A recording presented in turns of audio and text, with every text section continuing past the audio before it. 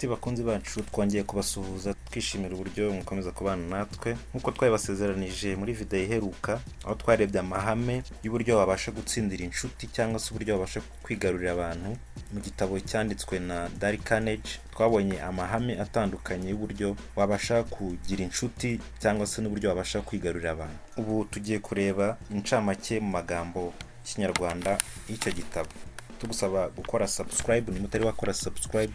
Muri iki gitabo rero Carnegie yagize ati inshuro 99% abantu ntabwo bakunze kwikritika ku kintu icyo ari cyo cyose cyabayeho, ni rimwe mu makosa bakora. Rero gukritika ni ikintu cyiza cyangwa se ni ikintu gikomeye kubera ko gituma twibona mu buryo bwo kwirinda no mu buryo bwo gushyiraho ibintu bidushinjura cyangwa se tukidefanda. Critique cyangwa se gukritika ni ikintu gikomeye cyane kubera ko gitera ibikomere ku kwirata cyangwa se kwibona kwacu, bigakata cyangwa se bikababaza uburyo tubona ibintu by'ingirakamaro, bigahagurutsa kwiyumva.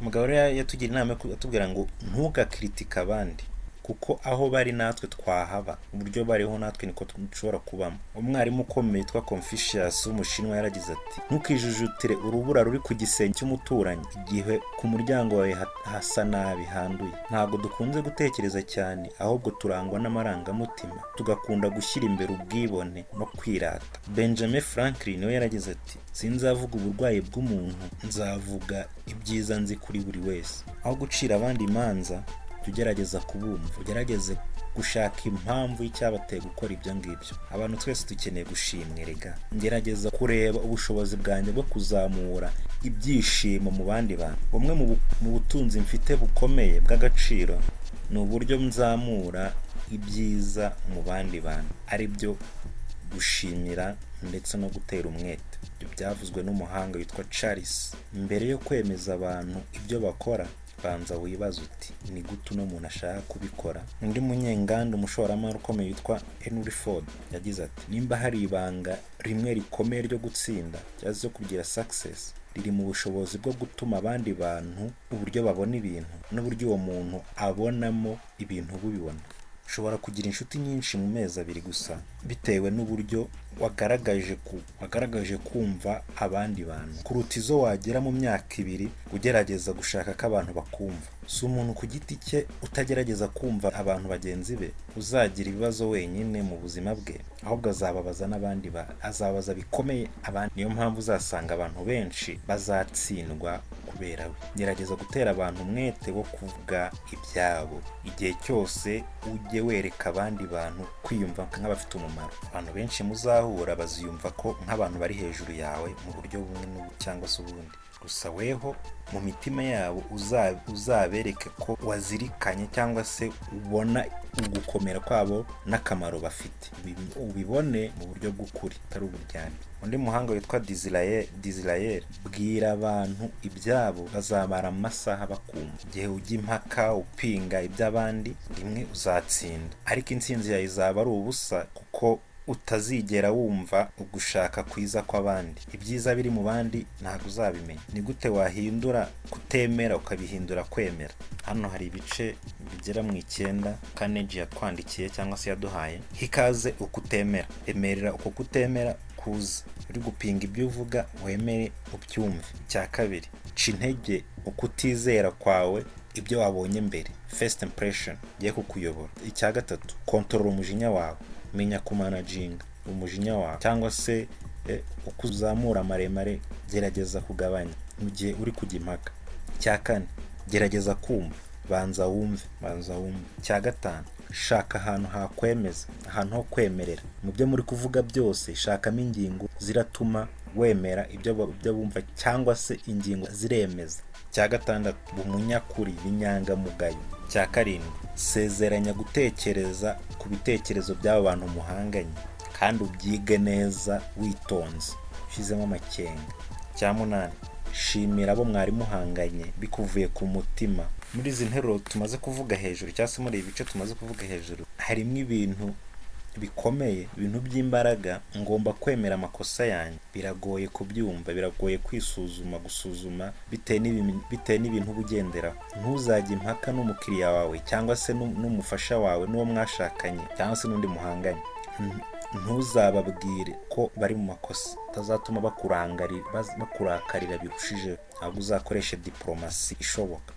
Nimba dutekereza ko dushobora kuba twatukwa cyangwa se baducyaha mu buryo bumwe cyangwa ubundi, ntabwo rero ari byiza ko wabikubitira umuntu, cyangwa se ese ni byiza ko twabikubitira undi muntu kandi natwe byatubaho. Vuga ibintu byose biba uzi ko abantu bashobora bagutekereza cyangwa se bakuvugaho, kandi ubivugire imbere y'abantu, ubahe amahirwe yo kuba babikuvugaho. Igihe uri mu kuri, gerageza ubona abantu witonze mu buryo bw'amayeri, ubona ibitekerezo byabo, baguha ibitekerezo byabo. Igihe uri mu makosa, emera amakosa yawe byihuse kandi uce bugufi. Igihe uri kuganira n'abantu cyangwa se uri kubwira abantu, ntugatangire impaka ku bintu utemera cyangwa se uhabanye nabyo. Tangira ku bintu byemeza, ubishimangire, none ukomeze ubishimangira cyangwa se ubigenderaho kugeza ugeze ku buryo bwose uri buze kubemeza. Nimba bishoboka ukomeze ubishimangireho kugira ngo ku iherezo ubashe kugira uburyo wahindura bya bindi mutemeranyagaho, ukoresheje uburyo butandukanye bemeze, mwese mugire intego imwe. Tera abantu kuvuga ngo yego yego, ibyari bibarimo babishyire ku ruhande, ahubwo mwemeranye nabo batangira bavuga ngo yego, ibyo uvuze bati yego. Kandi wemere abantu mudahuje, babandi muhanganye cyangwa se mudahuje ibitekerezo, bemere gukomeza kuvuga oya igihe batari bumva ibyo uri kubabwira. Kandi ugomba kwibuka ko hari igihe abantu baba bari mu makosa igihe cyose, kandi ugomba kwibuka ko hari igihe umuntu aba ari mu makosa ariko akaba atabizi. Ntukamucire urubanza rero, ibyo ngibyo byakorwa n'umuntu utari muzima. Gerageza kumwumva, gerageza kubumva. Umunyabwenge cyangwa se umuntu ushyira mu kuri, umuntu utandukanye, niwe ushobora gukora ibyo ngibyo. Mu guhagarika ibitekerezo bitari byiza, kuramo amarangamutima yo kwiyumva, ahubwo uzane ibyiza, creating kumvanamo, tuma abantu none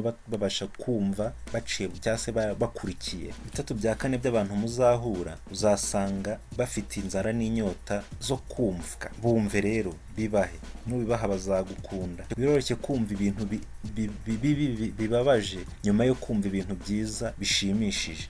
Nimba ushaka kugira umuntu ubwira cyangwa se ubwira amakosa cyangwa se ukosora, banza umubwire ibintu byiza, umwereke ibyiza bishoboka, ibyiza byose, ibyiza yakoze n'ibiki, bihereho ugenda ukosora. Biragoye kandi biranakomeye kumva umuntu akubwira amakosa yawe nyuma yo kugukritika, nyuma yo kukubwira amakritike. Buri wese yishimira ko bamushima, ariko igihe ibyo bamushimira biri specific cyangwa se bizwi, atari ukubikora mu buryo bw'uburyarya, mu buryo bwo kugira ngo ushimishe undi muntu kugira ngo akwiyumvemo neza. Igihe cyose gerageza gushimisha abantu, ubakorera ibyiza. Umuyobozi mwiza agomba gukora ibi ngibi mu gihe cyose ashaka guhindura imyitwarire cyangwa se icyambere. Ntuzasezeranye ikintu utabasha gutanga. Ibagirwa inyungu zawe, ahubwo uharanire cyangwa se ushyire umwete gushaka inyungu z'abandi. Menya bya nyabyo ibyo abandi bantu bashaka gukora. Ibaza ubwawe icyo abandi bantu bashaka gukora by'ukuri. Tekereza ku nyungu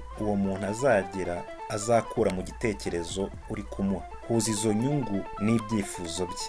Icyifuzo utanze, gerageza kugishyira mu buryo bworoheye wa muntu kucyumva nk'igitekerezo kizamuzanira inyungu ze.